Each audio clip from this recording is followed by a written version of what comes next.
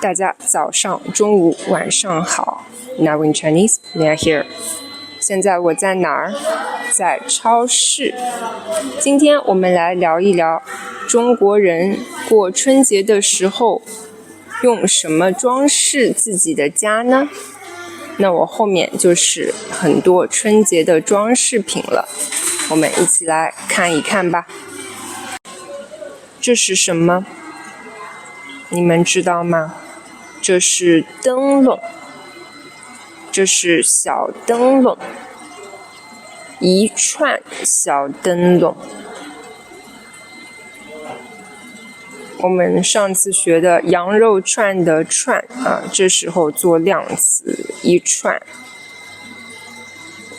还有这样的灯笼，上面写着福字。除了灯笼，还有很多鱼的装饰品，鱼的挂饰。你们知道为什么吗？中国有一个成语，年年有余，又是谐音鱼 fish， 鱼也是 extra， 所以用鱼来象征新的一年，钱上面有富余。除了鱼，还有柿子的挂饰。柿和事情的事是谐音，所以柿子的挂饰象征着有好事要发生了。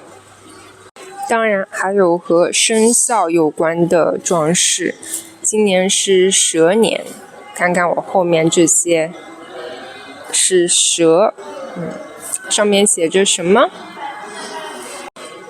这个上面写着发财，下面写着暴富，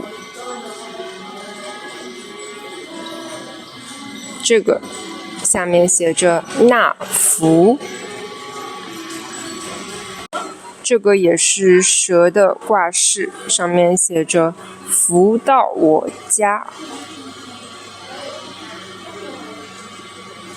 还有这种比较传统的装饰，就是一个福字，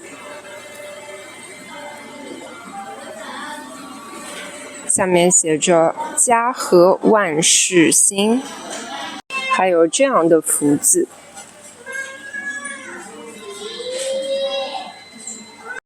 这个也是生肖蛇的装饰，很多蛇用了金色，在中国有金蛇的说法，有一首民歌就叫金蛇狂舞。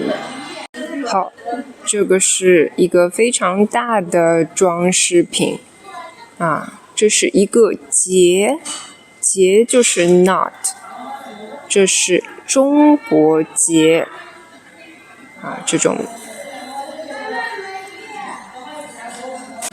看看这个中国结上面结合了我刚才说的好几个元素，有福字，有柿子，有鱼，